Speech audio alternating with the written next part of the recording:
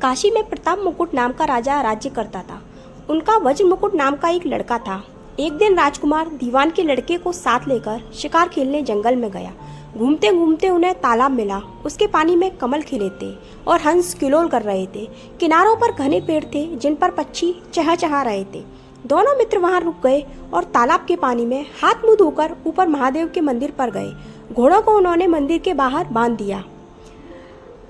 मंदिर में दर्शन करके बाहर आए तो देखते क्या है कि तालाब के किनारे राजकुमारी अपनी सहेलियों के साथ स्नान करके आई है।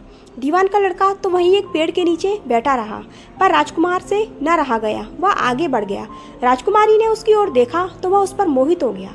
राजकुमारी भी उसकी तरफ देखती रही। फिर उसने क्या किया कि जूड़े में से एक कमल का फूल निकाला, कान से लगाया, दांत से कुतरा, पैर के नीचे दबाया, फिर छाती से लगा अपनी सखियों के साथ चली गई।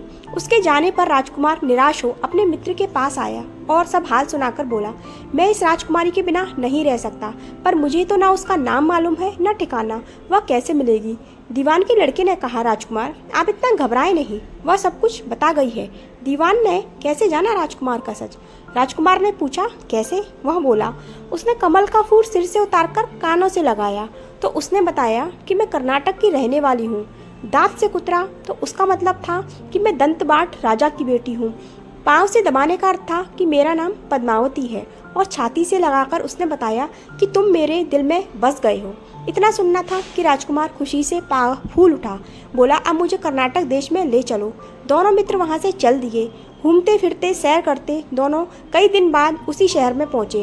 राजा के महलों के पास गए तो एक बुढ़िया अपने द्वार पर बैठी चरखा काटती मिली। उसके पास जाकर दोनों घोड़ों से उतर पड़े और बोले, माई हम सौदागर हैं, हमारा सामान पीछे आ रहा है, हमें रहने को थोड़ी जगह दे दो। उनकी शक्ल सूरत देखकर और बात सुनकर बुढ़िया के मन में ममता उमड़ आई। बोली, बेटा तुम्हारा घर है, जब तक जी में आए रहो। दोनों वहीं ठहर गए। दीवान के बेटे ने उससे पूछा, माई तुम क्या करती हो? तुम्हारे घर में कौन कौन है? तुम्हारी गुजर कैसे होती है? बुढ़िया ने जवाब दिया, बेटा मेरा लड़का राजा की चाकरी में ही है। मैं राजा की बेटी पद्मावती की धाई थी। बूढ़ी हो जाने से अब मैं घर में रहती हूँ। राजा खाने पीने को दे देता है। दिन में एक बार राजकुमारी को देखने महल में जाती हूँ। राजकुमार ने बुढ़िया को कुछ धन दिया और कहा, माई कल तुम वहां जाओ तो राजकुमारी से कह देना कि जेठ सदी पंचमी को तुम्हें तालाब पे जो राजकुमार मिला था वह आ गया है। अगले दिन जब बुढ़िया राजमहल गई तो उसने राजकुमार का संदेशा उसे दे दिया। सुनते ही राजकुमारी ने गुस्सा होकर हाथों में चंदन लगाकर उसके गाल पे तमाचा मारा और कहा, मेरे घर से निकल जा। बुढ़िया ने घर आकर सब हाल राजकुमार को कह सुनाया। राजकुमार हक्का बक्का रह गया।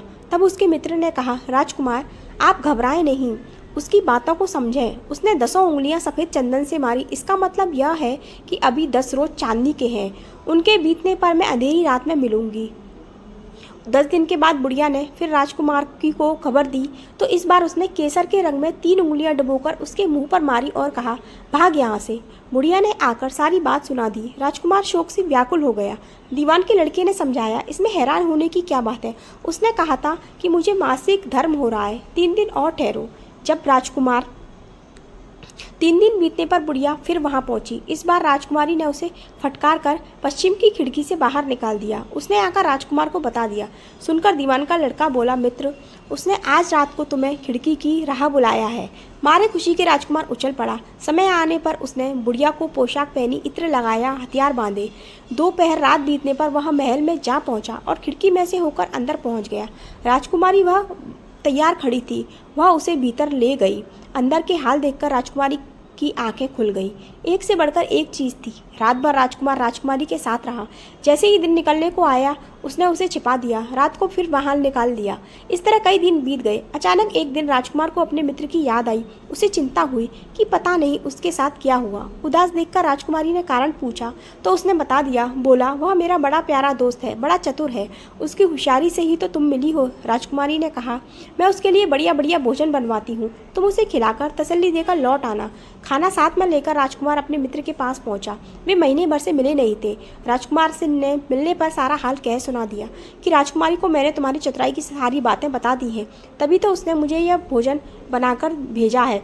दीवान का लड़का सोच में पड़ गया। उसने कहा, तुमने यह अच्छा नहीं किया। राजकुमारी समझ गई है कि जब तक मैं हूँ वह तुम्हें अपने बस में नहीं रख सकती, इसलिए उसने इस खाने में जहर मिलाकर भेजा है।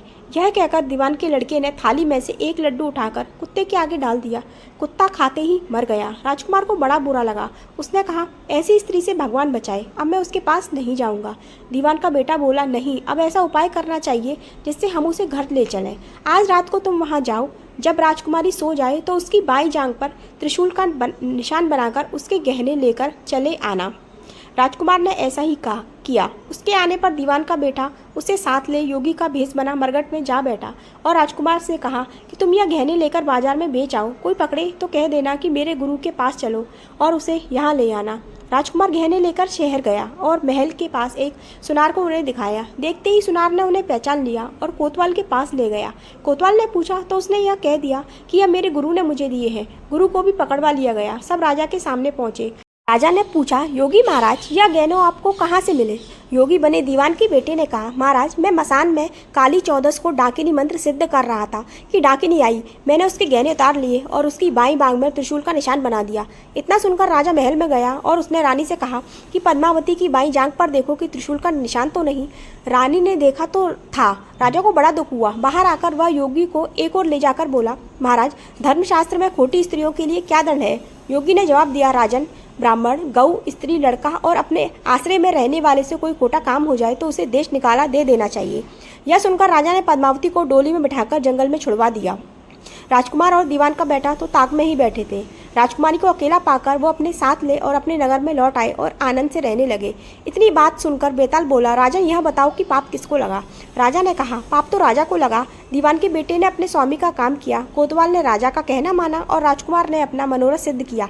राजा ने पाप किया जो बिना विचारे उसे देश निकाला दे दिया। राजा का इतना कहना था कि बेताल उसी पेड़ पर जा लटका। राजा वापस गया और बेताल को लेकर चल दिया। बेताल बोला, राजा सुनो, एक और कहानी सुनाता हूँ, और कहानी यहीं पे समाप्त हो जाती है। तो दोस्तों, यह थी हमारी विक्रम बेताल की पहली कहानी। अगर आपको ऐसी और भी कहानियाँ सुननी है तो प्लीज़ आप मेरे चैनल को सब्सक्राइब कर लें। कहानी सुनने के लिए आपका धन्यवाद।